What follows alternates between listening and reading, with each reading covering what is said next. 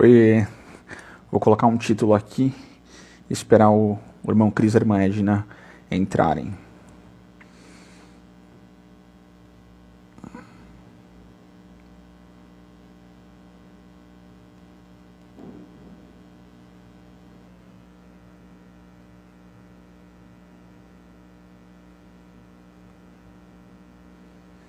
Dia 2.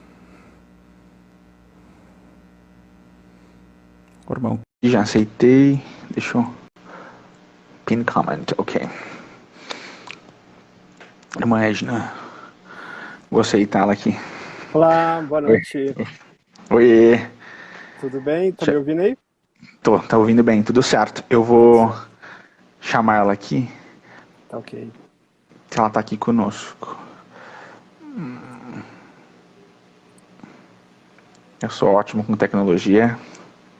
Todos nós. Edna... Não. Rular. Convidei. Vamos ver se vai dar certo. Ai, deu certo. Olá, boa noite. Oi. Oi. Dá pra ouvir, irmã Edna? Tá dando pra ouvir?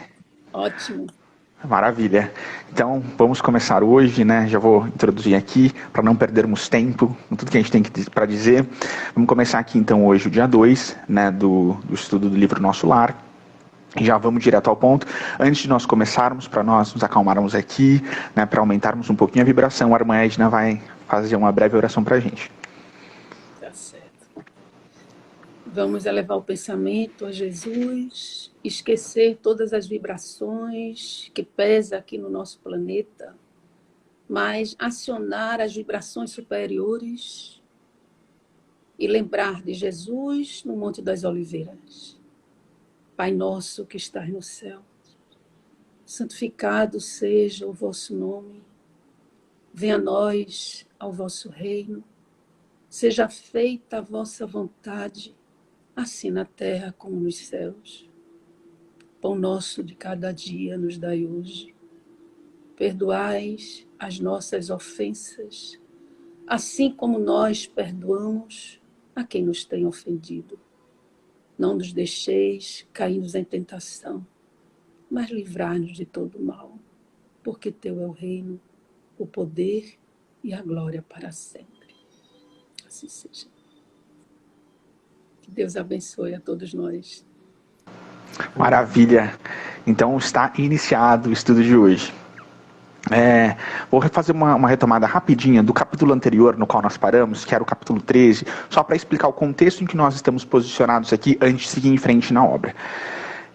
Nós estamos no contexto ali do capítulo 13, que é quando o André Luiz procura Clarencio para pedir serviço, para pedir trabalho. E a irmã Edna chegou a comentar conosco ali, né, sobre André Luiz perceber que Clarencio chamava as pessoas impares, né, entender o que era essa dinâmica de chamar as pessoas impares. Aí quando a gente vê, né, André Luiz ali naquela fila, ele é atendido depois de uma senhora e ele escuta as histórias, as lamentações dessa senhora, e quando ele escuta, né, as lamentações daquela senhora, ele entende que na verdade são pares ali, para um perceber que a dor não é a única, que a dor do outro às vezes é muito maior, e já ir refletindo sobre o que vai pedir naquela própria fila ali, naquele momento da fila. E aí a gente vê que André Luiz ele faz uma reflexão no momento da fila, até que a gente vê que Clarencio chama ele. E aí a gente vai entrar aqui no capítulo 14, que se chama Elucidações de Clarencio. Vamos lá. Quando ele viu, né, na fila aquela mulher chorando, então o André Luiz ele já tem uma mudança mental bastante significativa, né? E aí ele começa a pensar, né, que pedir na colônia trabalho como médico talvez não seria o melhor caminho, que isso seria uma expressão da vaidade dele, que ele sabia, ele já estava entendendo ali que ele precisava expungir toda a vaidade do ser dele. Então ele fala, qualquer trabalho útil me interessa. E o Clarencio, né, ele explica para o André Luiz que apesar dele ser um excelente para tomar cuidado de espíritos, que ele não teve, né, essa preparação espiritual. A irmã Edna falou alguma... É que deu uma travadinha, mas já Parou, voltou. deu uma travadinha. Voltou? Isso. Voltou. Então, retomando aqui então rapidamente, ele explica, né, que quando ele estava na Terra, André Luiz era um excelente fisiologista, mas que ele não tinha se preparado para tomar conta de espíritos. E aí ele diz o seguinte: não se preparou convenientemente para os nossos serviços aqui, indicando que aqueles serviços do nosso lar, eles eram, né, serviços para as pessoas que pudessem cuidar de outros espíritos doentes, e que tinham ali, durante a caminhada na Terra, agregado sentimentos bons, né, trabalhado na caridade, que já tinham aí uma caminhada nesse sentido. E aí o André Luiz fala, né, a gente vê que ele começa a ficar com uma vontade de chorar, arrependido, que era o arrependimento era um sentimento que tomava muito conta do ser dele, todo momento ali naquela colônia. E aí ele fala, né, que ele se submeteria a qualquer trabalho na colônia. E aí Clarencio olha para ele e fala que, apesar dessa fala muito bonita, né, e a gente vê que os espíritos elevados, eles têm sim, né, como a gente viu com Chico e com outras histórias de grandes espíritos, que eles têm sim o poder de ler a nossa mente. O Clarencio olha para ele e fala: bom, você está falando isso, mas na verdade você queria sim voltar para suas atividades, né, terrenas de médico. Esse contexto, né, de medicina, que é o contexto de medicina que você sente falta, vamos ser honestos aqui. E aí ele explica, e aqui a gente entra na parte mais importante desse capítulo, que tem um grande ensinamento pra gente. Ele explica para André Luiz que a situação dele não é a melhor de todas, mas que é uma situação confortadora. Por quê? Porque além né, ele fala assim para André Luiz, que André Luiz recebeu muitas orações, e André Luiz entende de cara que ele recebeu as orações da mãe dele. Mas aí Clarencio explica que durante a prática de medicina de André Luiz, ele atendeu 6.000 pessoas de graça. E foi um atendimento assim, não porque ele era caridoso, ele atendeu de uma forma muito indiferente, ele atendeu por atender. Mas o fato é que ele atendeu 6.000 pessoas sem cobrar. E dessas 6.000 pessoas, 15 nunca pararam de orar por ele. E aí a gente vê, né, que todo bem que a gente faz, né, como o Chico explicava, sempre advoga em nosso favor onde quer que nós estejamos. E independentemente da forma como nós praticamos aquele bem. Um bem é um bem praticado. Esse capítulo a gente termina ele aqui. Vocês querem falar alguma coisa sobre essa parte até aqui? Pode seguir. Pode continuar. E a gente entra, né, no capítulo 15, né, que é o capítulo que se chama A Visita Materna. Então o André Luiz está ali no quarto dele, e o Lísias entra super animado, super alegre. E aí o André Luiz já percebe que tem uma coisa diferente aqui. E aí o Lísias fala assim: adivinhe quem chegou para te ver, quem chegou para te visitar. E de cara ele entende que Lísias está se referindo à mãe dele. Ele fala: a minha mãe.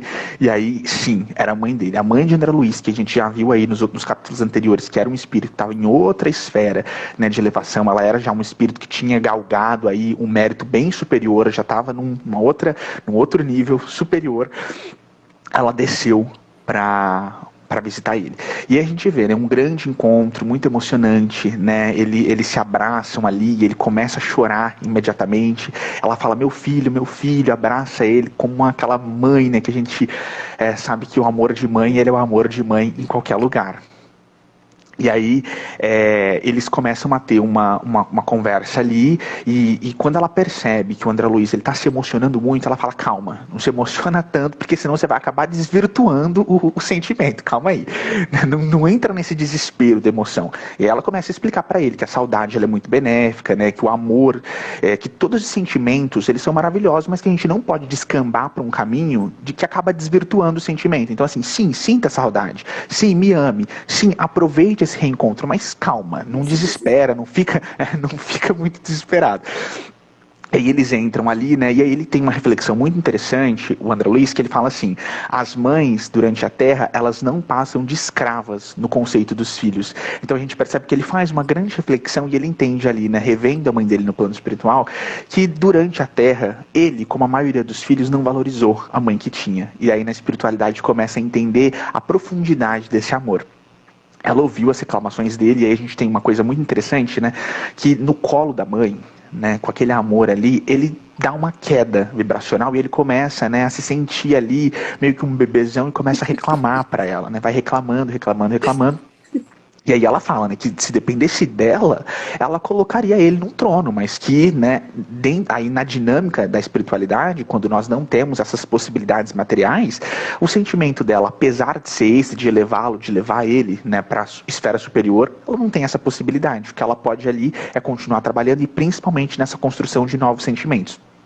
E aí, né, ela desperta ele para a necessidade do trabalho, porque uma coisa que a gente vê muito interessante nesse capítulo aqui é que a gente percebe que o André Luiz, ele começa a ficar interessado ali, a perguntar para a mãe dele como que era essa esfera elevada, né? E a gente entende, né, que ele, como a maioria das pessoas que estão na Terra, tem um entendimento de que essas esferas elevadas, elas são um céu no qual as pessoas ficam contemplando, né? E as pessoas ficam ali contemplando, e abanando ali os anjos dos deuses. E não é isso. E ela explica para ele que a esfera elevada requer sempre mais trabalho e maior abnegação. Então a gente lembra aí, né, e ela fala para ele, o verdadeiro amor para transbordar em benefícios precisa trabalhar sempre. A gente lembra, né, do conceito maravilhoso que o Emmanuel traz para a gente no livro Pensamento e Vida, né, amar é acima de tudo serviço ao próximo. Então, nas esferas superiores, evidentemente, a gente vai trabalhar muito, se Deus quiser, um dia a gente chega lá. Né? E aí, esse capítulo, a gente ainda está no capítulo 16, ele entra numa parte muito interessante que traz alguns ensinamentos para a gente também muito substanciais, que é quando ele pergunta para a mãe dele sobre o pai dele. Ela explica que o pai dele está numa zona bem difícil do umbral, e ele fala assim, mas como? Né? O meu pai, que era um comerciante respeitado, que era religioso, como que ele poderia estar numa esfera tensa do umbral?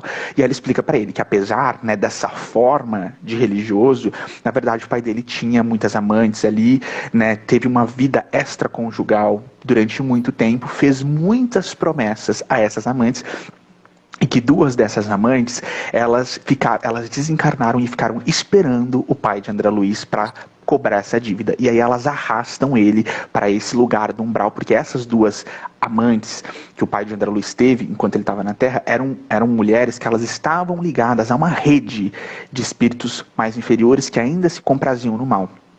Ele foi arrastado para essa zona bem difícil do umbral. E aí a mãe de André Luiz, ela explica para ele, né, que ela está sim trabalhando por ele, e o André Luiz fica um pouco ali indignado. Ele pergunta, mas você está trabalhando aí para resgatar o meu pai, apesar dessas amantes, né, dessas mulheres?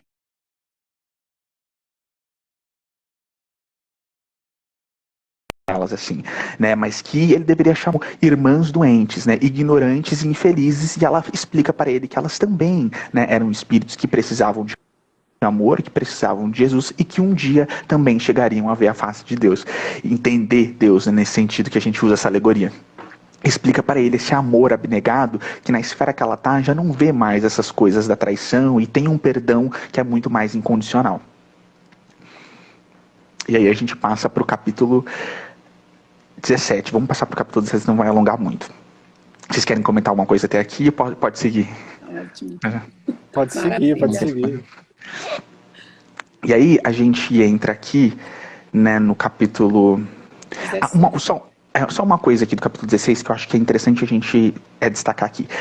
Quando ela fala para ele que ela vai voltar para a esfera dela, ela fala ali que ela quer agradecer Clarence, e ela fala uma coisa muito, muito interessante. Ela fala o seguinte: esperam-me com urgência no Ministério da Comunicação, onde serei munida de recursos fluídicos para a jornada de regresso nos gabinetes transformativos. Então aqui a gente tem uma ideia, né, bem interessante. O livro não entra muito nisso, mas a gente vai falar aqui rapidinho, que é que você não passa de um plano para outro elevado, né, para mais materialista, de qualquer forma. Esses espíritos mais elevados, quando eles vão descer, eles precisam sim de um preparo, porque eles já não estão mais munidos de matéria como nós estamos, né? Eles já estão num lugar, né, no qual os espíritos eles são muito mais etéreos. E aí, para conseguir atravessar, não é qualquer coisa. Eles também precisam se proteger de alguma forma e se munir de matéria para descer até onde nós estamos, porque eles já não vivem mais dessa forma. E aí a gente tem... É bem legal. E assim, uma passagem muito legal é de um livro do Manuel Filomeno de Miranda, no qual ele explica que Ismael, né, para descer, ele precisou, ali naquele contexto do Covid, da pandemia, ele precisou se munir de muita matéria para poder aparecer ali numa determinada assembleia que estava acontecendo nos meses mais difíceis do Covid. A gente entra aqui no capítulo 17, que se chama Em Casa de Lísias. Né? Então, o Lísias foi buscar o André Luiz, né, a chamado de Clarencio, e aí o Clarencio explica, né, que a partir daquele momento o André Luiz estava autorizado para fazer observações, ele ainda não ia começar a trabalhar, mas para fazer observações nos diversos setores de serviço, aí com exceção dos ministérios de natureza superior, que aí também já é demais. E aí o Clarencio dá um documento para André Luiz, né, que é uma espécie de passaporte com o qual ele conseguiria entrar nesses ministérios para fazer essas observações. E ele coloca aí o prazo desse estudo de 1 ano para André Luiz, né, começar a se ambientar para posteriormente começar a trabalhar.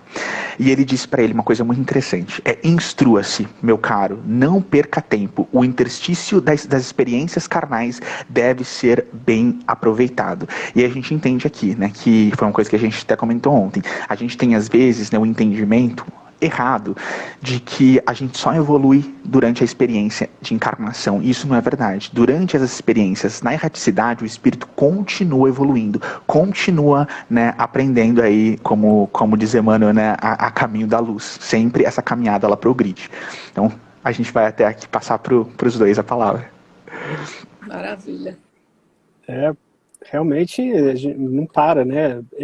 Eu digo até mais, a capacidade de aprendizado lá, inclusive, é muito maior, porque você já tem um olhar também do observador, porque a autorreflexão faz a gente ter esse olhar, né, de fora de nós mesmos. E isso é um salto quântico assim, na nossa evolução, né, de olhar para si, que aqui às vezes é tão difícil, mas muitas vezes, por isso que é importante, né, a gente se autoconhecer e praticar o bem, principalmente, e o servir.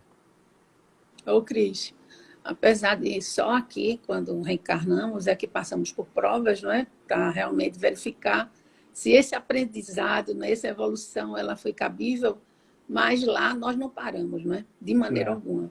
Porque senão não haveria sentido, né? Sim. Então, é maravilhoso o programa de Deus, não é? Para cada um de nós, não é? É bem motivador, né? Estimulante. Vamos lá. Sim, vamos lá.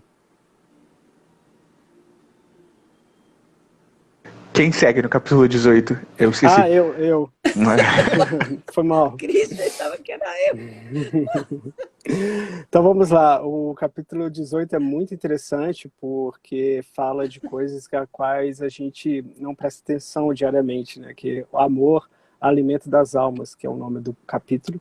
E aqui a Laura nos ensina, né, que é a mãe de Lísias, né, nos ensina receitas espirituais incríveis, né? Na verdade, aí ela fala que, na verdade, nossas refeições aqui são mais gostosas do que na Terra. E há casas em que aqui em nosso lar, que dispensam quase por completo. Mas nas áreas do Ministério da Assistência, não podemos ficar sem fluidos concentrados devido às tarefas pesadas. Gastamos muita energia e temos que renovar nossas fontes. E aí entra também uma outra questão que ela explica, que nenhum dos ministérios, incluindo o da união divina, dispensa-o completamente. A única diferença na comida é a natureza da sua substância. Como a gente continua ainda, né? Como a gente ainda precisa de muita coisa que a gente está acostumado aqui. Lá também a gente precisa de muita coisa. Mas o maior sustento, que aí que entra a grande lição, mas o maior sustento para todos nós é o amor.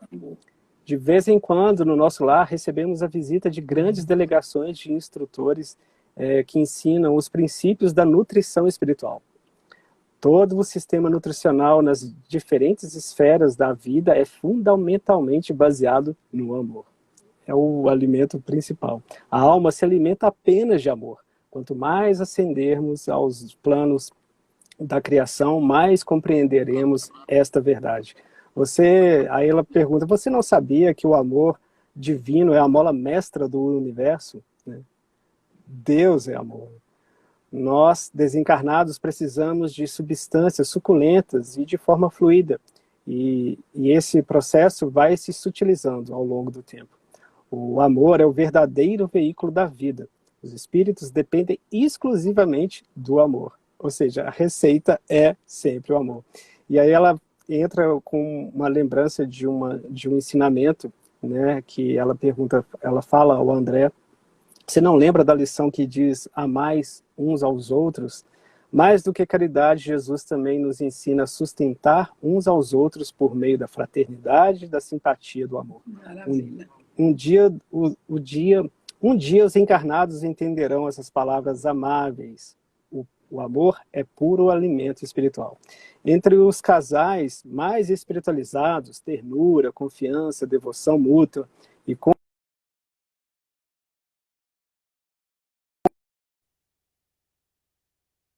constação harmônica, companheirismo e compreensão, às vezes, são suficientes para a felicidade mútua. Aí, depois disso, que ela dá essa lição, essa receita de amor, de como a gente nutre nossa alma, né? Lises recebe 2 colegas de trabalho e ele vai dar um rolezinho lá no campo da música, a qual o André ainda não pode ir porque não está habilitado aí, então ele fica com a Laura lá na casa. E aí a Laura diz a André, eles foram procurar justamente a comida que falamos. Os laços de afeto são mais fortes e bonitos aqui. O amor, meu amigo, é o pão divino das almas, o sustento sublime do coração. Perfeito esse capítulo. Esse capítulo é um tapa de luva. Perfeito, né, é um manancial. Viu? É um manancial. Vocês querem comentar alguma coisa antes que a gente passe para o outro? Emoção, já. Então vamos lá. Aí o capítulo 19 é a jovem desencarnada, né, que é a Laura, que é a Heloísa, né, neta da Laura. Aí eles estão lá na mesa, naquela situação lá na casa do Lísias, e aí o André pergunta, né, a Laura, que aí também é outra lição que a gente recebe aqui. Esse livro a gente não para, né, de tomar lições. Delícia. E aí André pergunta a Laura se a neta dela não vai à mesa junto a eles para ter a refeição. Aí ela explica, André, ela ainda está muito nervosa e não compartilhamos nossa mesa com ninguém que demonstre confusão mental. Meu Deus, isso é fundamental. A exaustão e a ansiedade emitem fluidos venenosos e densos que misturam automaticamente com as substâncias nutritivas. Aqui temos mais uma nova visão científica, como a gente vem falando, né?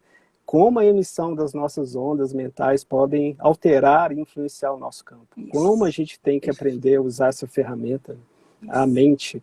E sempre a receita é o amor. A gente nunca deve esquecer que o nosso coração é a fonte desse amor. E qual a gente tem que... É sempre daqui para lá, não de lá para cá, né? Perfeito. Então, é emitir amor para a nossa mente que tudo funciona. Aí ela fala que a neta, né, dormiu pesadamente por 15 dias no umbral, enquanto eles estavam vigiando ela. Aí Laura leva o André até ao quarto da neta para ele poder conhecê-la. E aí ela conta para o André que ela teve tuberculose por muito tempo e que essa doença deixou cicatrizes profundas em seu espírito. Aí Heloísa... Aí ela começa a falar, ela está naquela situação que tudo que ela vê, ela começa a chorar, ela está naquela confusão mental mesmo. Então, eles deixam ela lá no quarto e voltam à mesa. Só que antes a Laura dá um ponto interessante aqui, que é justamente, ela fala sobre o ex-noivo dela, que era um daqueles motivos que ela estava com aquele sentimento de apego ainda, né? E aí a Laura fala com ela, tente se controlar, seu noivo, Arnaldo, não está preparado para lhe oferecer qualquer tipo de devoção espiritual sincera na Terra. Ele ainda está muito longe de compreender o sublime espírito do amor. Aí até tem um pouquinho de fofoca aqui que ela fala, lembra da Maria da Luz, tua colega de trabalho que levava flores todos os domingos para você? Né? Pois bem, quando o médico disse a Arnaldo que não havia esperança de cura para o seu corpo físico, ele começou a envolver Maria. Olha outra coisa, olha como que a gente funciona mentalmente. Né? Ele começou a envolver Maria profundamente com diferentes vibrações mentais. É tudo, se a gente soubesse o poder da nossa mente, o poder de magnetização da nossa mente, a gente teria o nosso comportamento completamente diferente hoje. E olha que esse livro é de 44. Seu ex-noivo é um homem comum. Aí ela explica, né, que seu noivo é um homem comum, que não conhece as belezas da sublime amor espiritual. Não importa o quanto você o ame, você não pode fazer milagres quanto a ele. O autoconhecimento é um presente para cada ser humano. Arnaldo vai reconhecer a beleza de seu amor algum dia, mas por enquanto ele deve ser deixado para viver essas experiências necessárias. As paixões. Perfeito. Ai. E aí passa para o outro capítulo. Vocês querem falar alguma coisa? Não. Maravilha. É a mente sempre como a gente tem que controlar a nossa mente.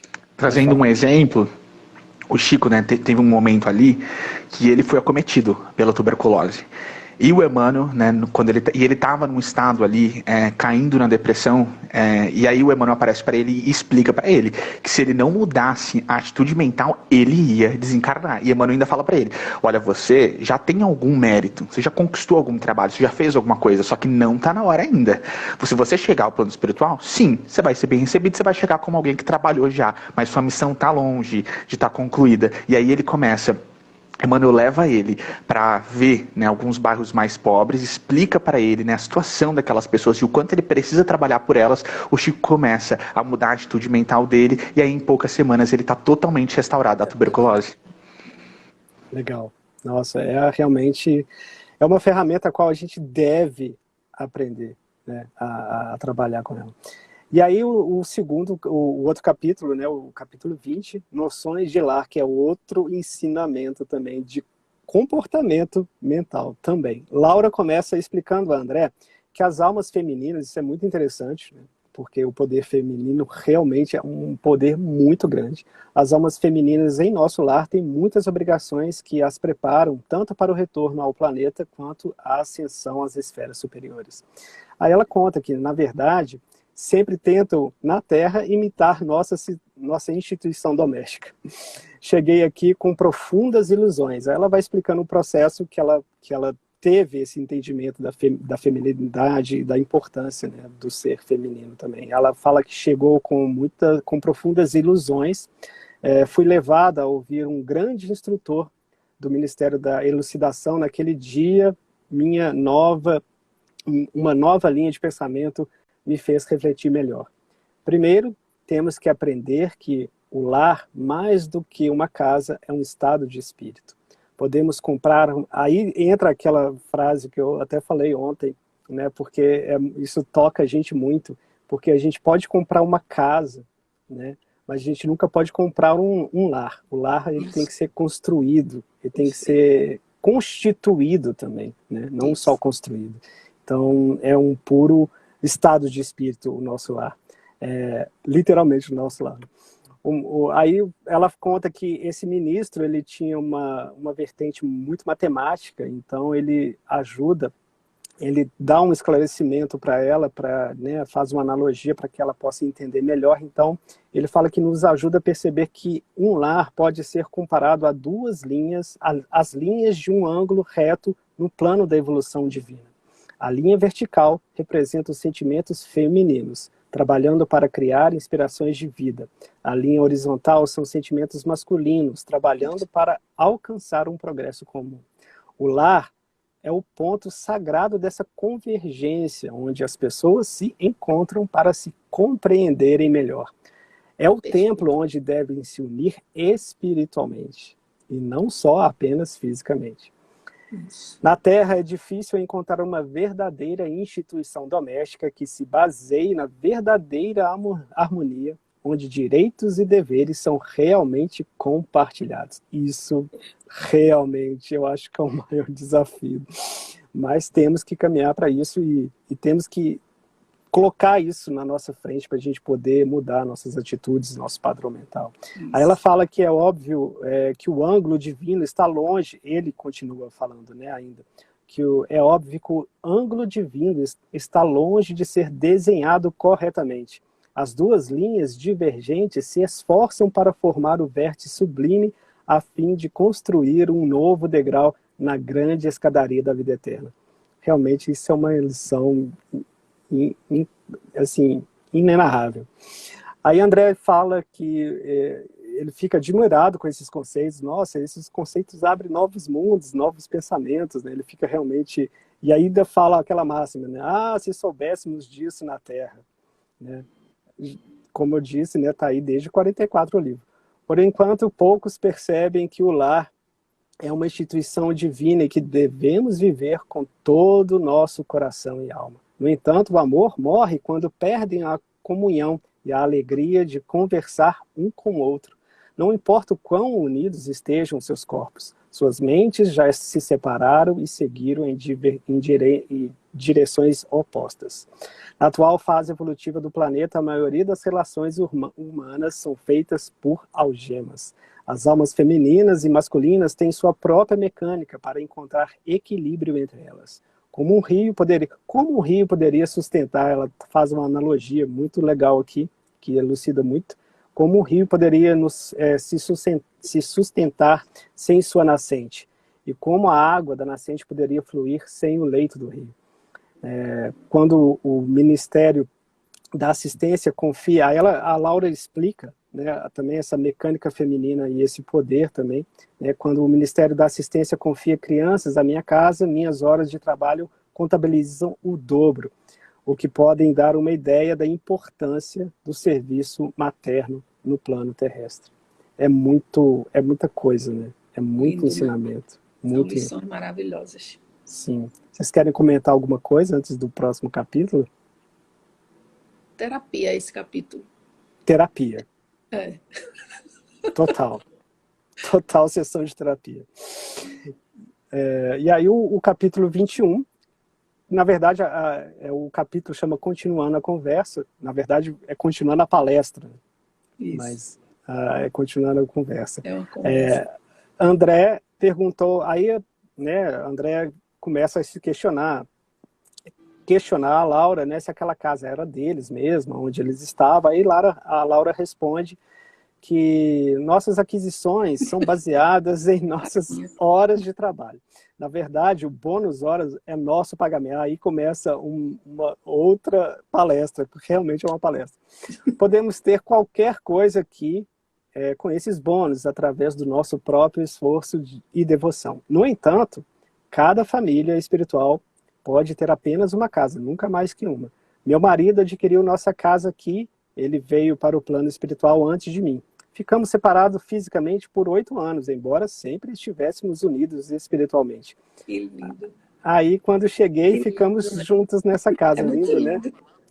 Isso mostra também o nível de relação dos dois, né? Pois esse capítulo realmente mostra como a comunhão entre duas pessoas, né, independente, né, de gênero, como a comunhão é importante, porque eles têm esclarecimentos realmente assim, incríveis aqui.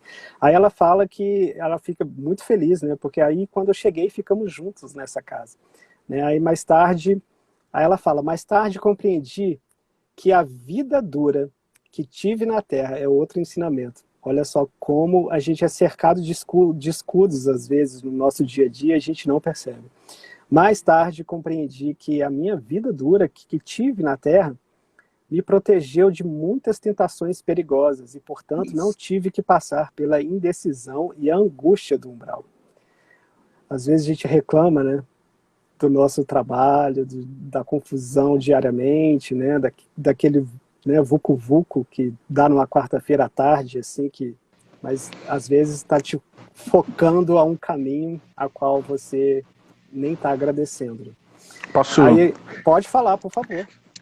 Uma reflexão interessante para nós fazermos aqui, mais uma vez sobre o Chico, é que às vezes as pessoas pensam, né, sobre as doenças do Chico e as dificuldades dele estarem relacionadas a processos expiatórios, quando na verdade são questões que funcionam justamente para proteger a missão.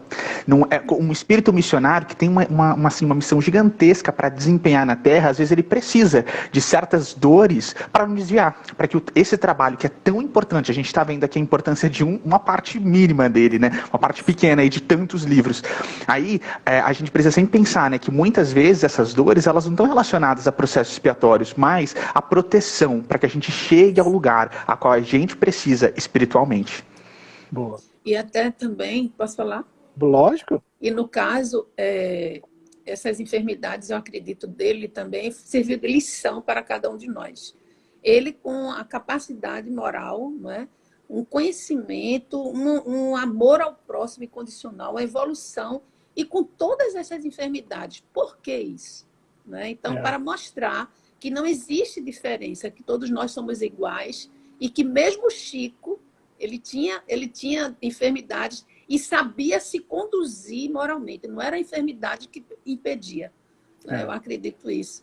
Que ele nos deixou esse legado, essa lição, que nós podemos fazer alguma coisa a mais, mesmo enfermo. Não é? Mesmo enfermo, mesmo com alguma lesão, com alguma moléstia, você pode sair, você pode se dedicar, independente de qualquer coisa. Eu achei uma das lições importantes, né, de Chico para nós. Sim, e lembrando, Edna, do que você estava falando, justamente nesse livro, o próprio Clarencio fala isso ao André, quando ele está no hospital ainda lá, né?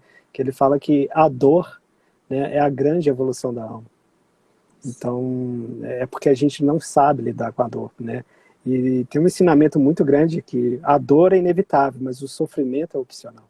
Então, a gente colocar o amor sempre quando a gente estiver sentindo dor, a gente souber disso, é muito difícil, né? Não é fácil, mas nos propor a fazer já é um grande passo.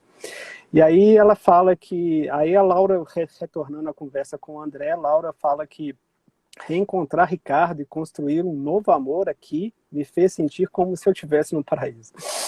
Embora nosso... literalmente, né? Aí ela... Outro ensinamento que ela nos traz aqui, né, que embora o presente deles fosse cheio de alegria, né, nosso passado exigia restituição para que possamos ter uma harmonia futura com a lei divina. Não podíamos usar nossos bônus horas para pagar nossas dívidas na Terra. Por termos atitudes positivas aqui, nossa compreensão do passado de dor estava se tornando nítida. E percebemos que precisávamos voltar à Terra. André perguntou se ela conseguiu lembrar do passado dela logo quando ela chegou lá. E ela fala, não, eu tive que esperar. Em primeiro lugar, devemos nos limpar de todas as impressões físicas. Devemos estar mentalmente equilibrados, como a mente é fundamental. Devemos estar mentalmente equilibrados para sermos capazes de lembrar do nosso passado. Portanto, só uma alma muito segura de si mesma pode ter esse dom especial da lembrança espontânea. Outros, entretanto, são completamente impedidos de lembrarem. Se tentarem violar essa lei, entram no estado de insanidade. À medida que minha visão interior ficava mais nítida, como é importante, né? A saída é sempre para dentro, gente. Isso. À medida que a minha visão interior ficava mais nítida, tive vagas lembranças que perturbaram muito a mim e ao Ricardo. Nosso amigo Logobardo, o nome desse cara é fantástico. Eu realmente um dia quero cumprimentá-lo. Logobardo nos enviou os magnetizadores. Olha só que tecnologia. Aos magnetizadores do Ministério da Elucidação. Começamos o processo indo para o departamento de arquivo, onde os arquivos privados de todos são armazenados. Imagina o HD. Especialistas do Ministério nos aconselharam que poderíamos ler nossas memórias pelos próximos 2 anos, desde que não interferisse no nosso trabalho ao Ministério da Assistência. Mas só tivemos acesso à memória de 3 séculos atrás. Ou seja, analisar por 2 anos, 3 séculos. O diretor do serviço de recordação não nos deixou voltar mais para trás, argumentando que nós não seríamos capazes de suportar as memórias daqueles tempos.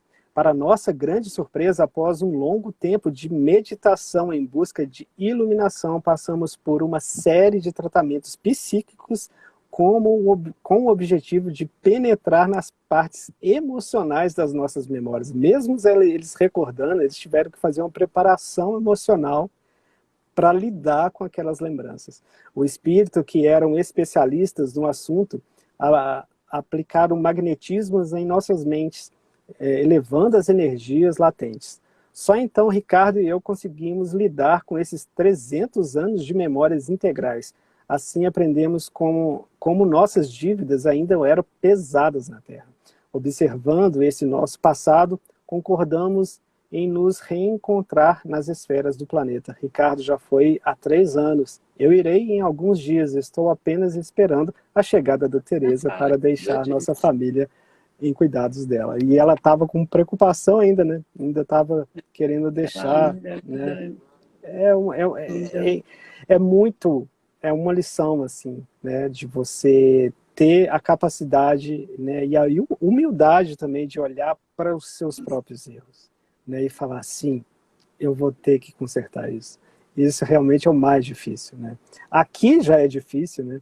Então, mas é aqui que a gente deve olhar, né? Porque é mais fácil aqui do que ter que voltar aqui.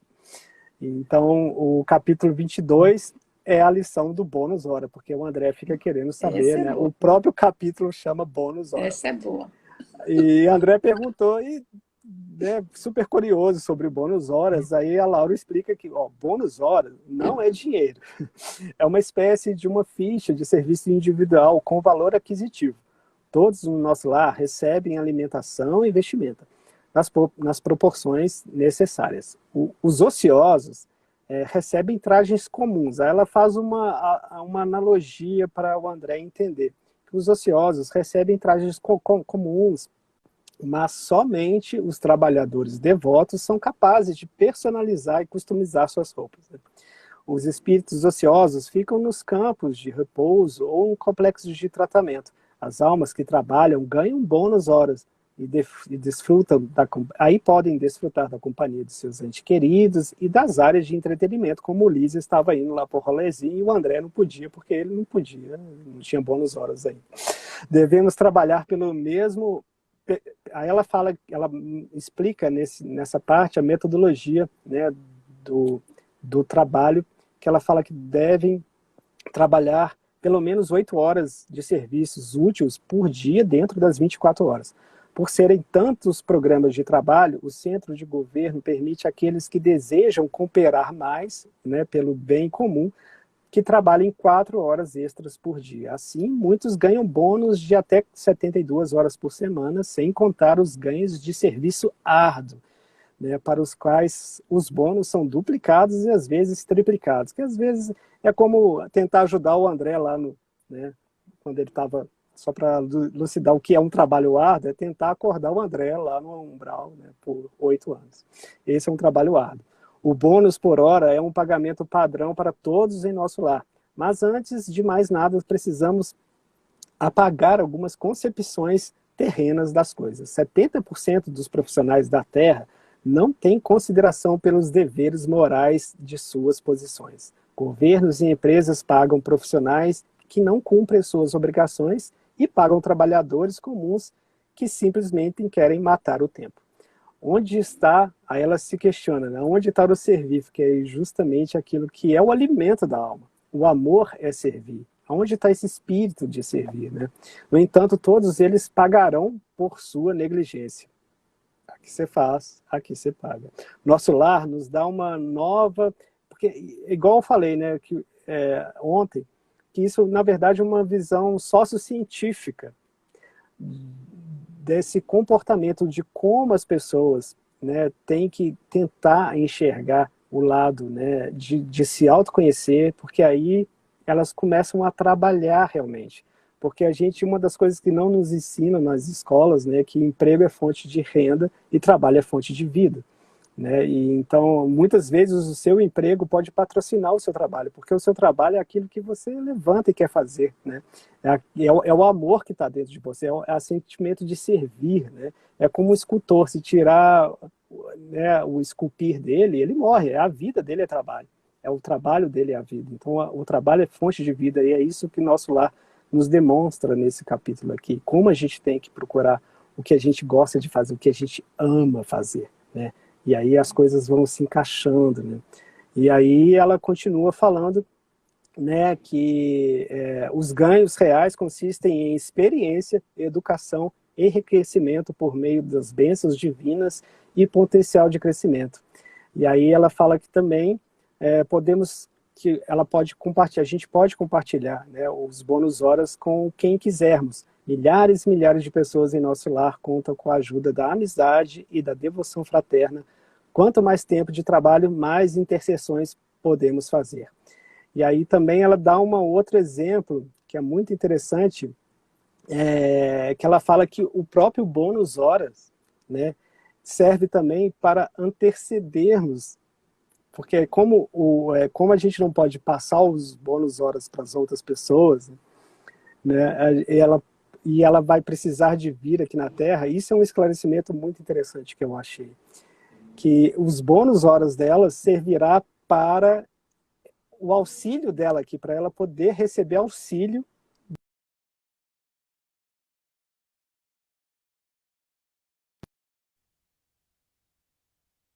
riqueza, tanta elucidação, né? E aí acaba o capítulo, pode falar.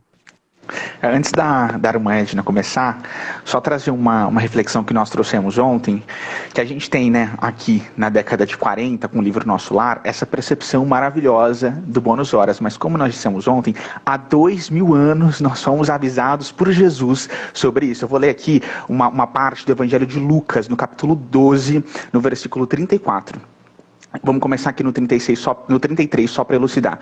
Vendam o que têm e deem esmolas. Façam para vocês bolsas que não se gastem com o tempo, um tesouro nos céus que não se acabe, onde ladrão algum chega perto e nenhuma traça destrói. Pois onde estiver o seu tesouro, ali também estará o seu coração. Então aqui a gente tem uma lição de Jesus nos ensinando: trabalhem na caridade, trabalhem no amor, porque esse é o tesouro que fica. E a gente vê esse tesouro traduzido em bônus horas lá em nosso lar, atuando de forma prática na vida de encarnados e desencarnados. Então, olha a complexidade, a sofisticação dos ensinamentos de Jesus há 2000 anos. Impressionante, sim, assim. Impressionante. Uma Edna, pode passar a bola para ela.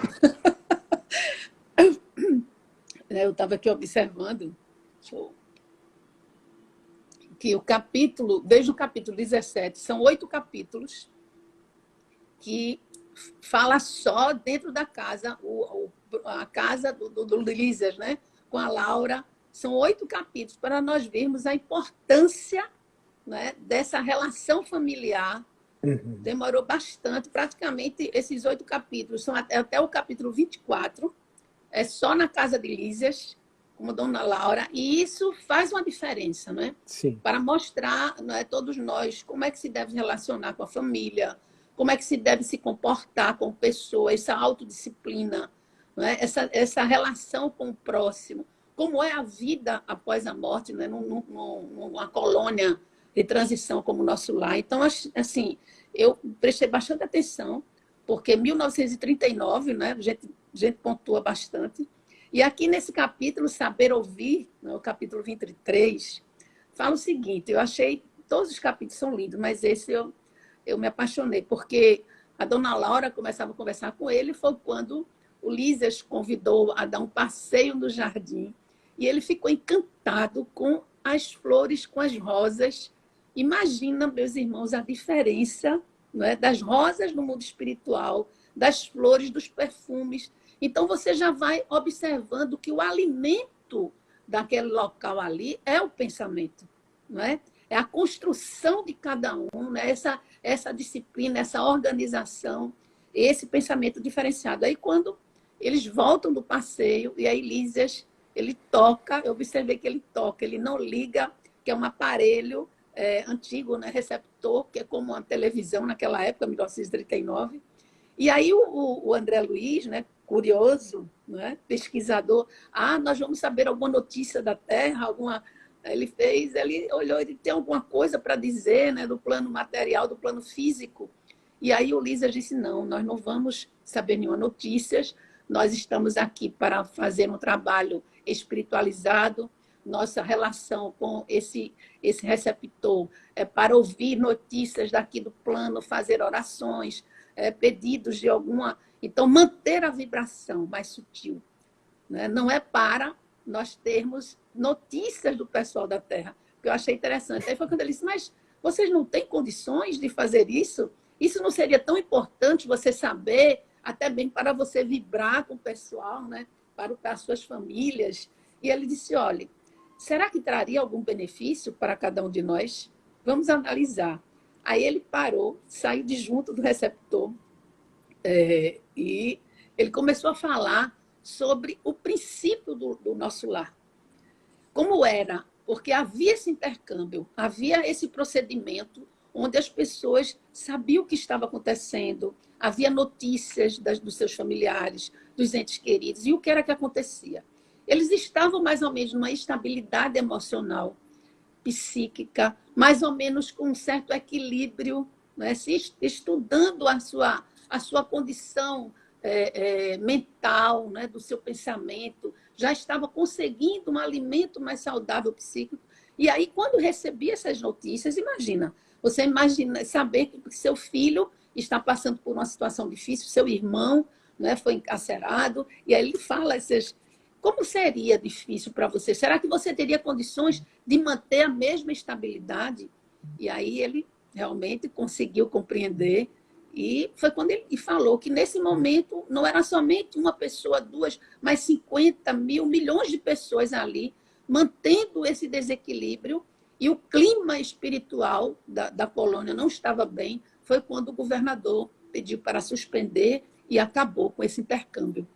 E aí ele começou a analisar, né, e dialogar com relação a manter esse padrão vibratório, essa importância desse padrão vibratório para cada um de nós. Porque imagina, vamos trazer para a nossa condição.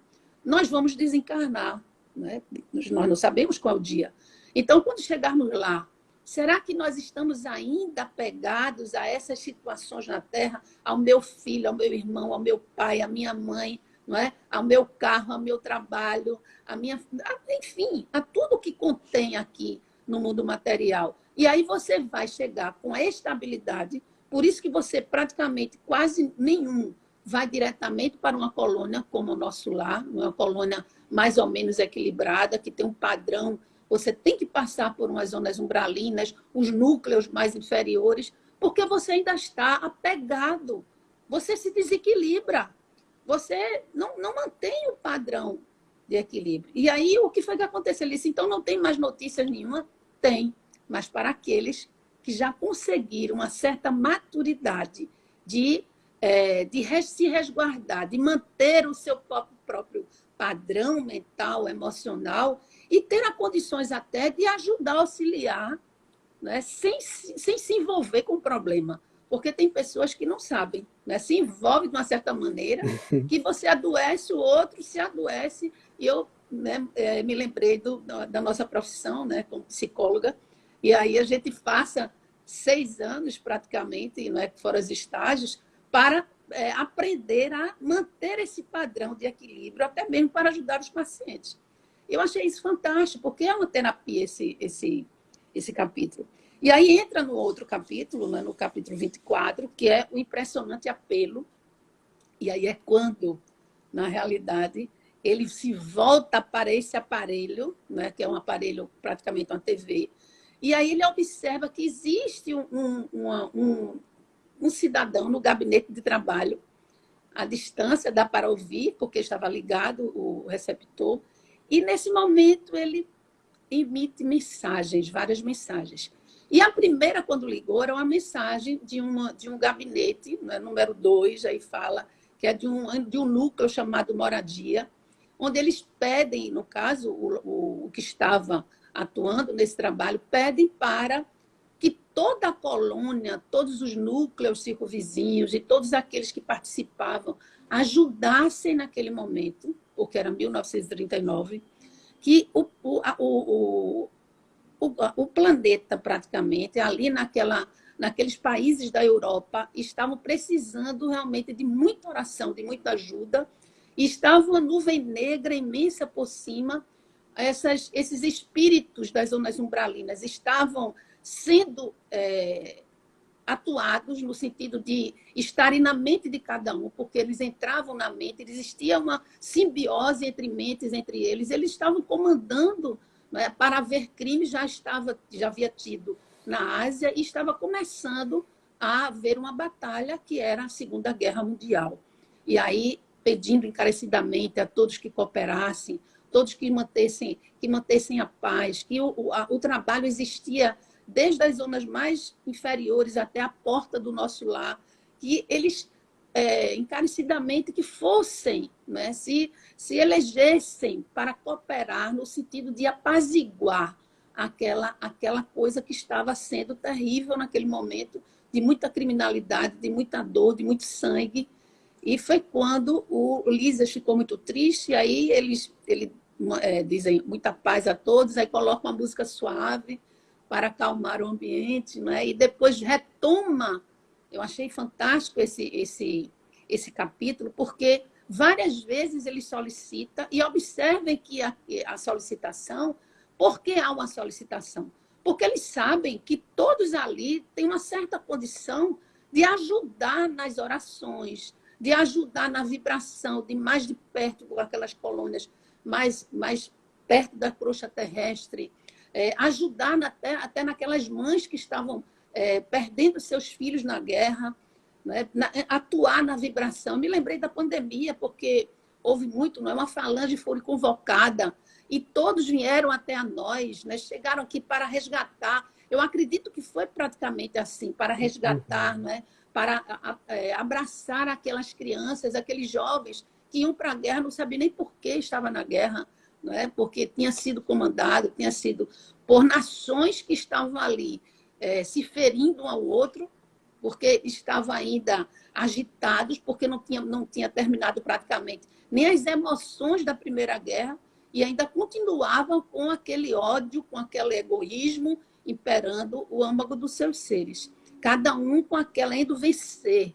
E aí há um questionamento de André Luiz, se não poderia dar um basta, se eles tinham força, e o Ulisses fala que teria, mas que não tinha condições, porque é a própria vibração nossa, né, como nós já falamos nos outros capítulos, que são nossas vibrações que faz justamente você estar aonde você quer. Então, por mais que Jesus venha até a nós aqui, se fosse reencarnado, será que nós iríamos reconhecê-lo? Será que nós iríamos, nesse momento, não é, acreditar na realidade que era Jesus, que estava aqui, que ia reencarnar ali no lixão, né? Numa comunidade carente, em várias situações diversas que nós encontramos pessoas com uma aparência, né, diferenciada, e as pessoas não dão valor, porque nós estamos dando valor simplesmente pelo estereótipo. Então, é preciso que você preste atenção e se volte para essa caminhada interior. Esse é o chamado da pandemia, esse é o chamado dessa nova guerra, que é uma guerra interior, né? Nós temos que estar todos os dias brigando com os leões que tem dentro de nós, com as dificuldades que nós temos dentro de cada um de nós, as nossas deficiências, nossas fragilidades, para que nós não entremos em sintonia com essas esferas umbralinas, com os irmãos que estão realmente nesses lugares, perto da crosta terrestre, e que nos faz fazer aberrações.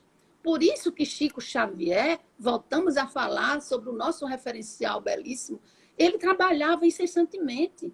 Nos horários mais vagos que ele tinha, né? Ele buscava esses horários, ele estava onde? Ao lado dos menos favorecidos, ao lado daquelas pessoas que precisavam de um calor humano, de uma ajuda, de um passe, de uma palavra amiga, e ele levava um camboio. Ele não ia só, ele dava exemplo para cada um de nós. Muitas pessoas o caminhavam, era uma verdadeira procissão, não é? Quando ele visitava determinados lugares e que todos iam, fazia um passe, outro levava o farnel, outro, não é, fazia uma oração. Então, é nesse diapasão que nós devemos buscar, não é? Nessa vibração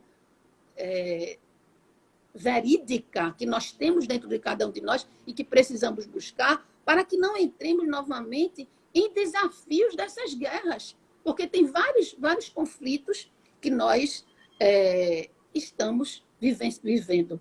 Não é mais aquela guerra como a Segunda Guerra, mas a nossa Terceira Guerra é uma guerra que traz você para dentro do seu lar, que força você a olhar tá certo? Uma Laura que tem dentro do seu lar e que você não percebe, um Lísias que tem dentro do seu lar e que você nem dá valor, não é isso?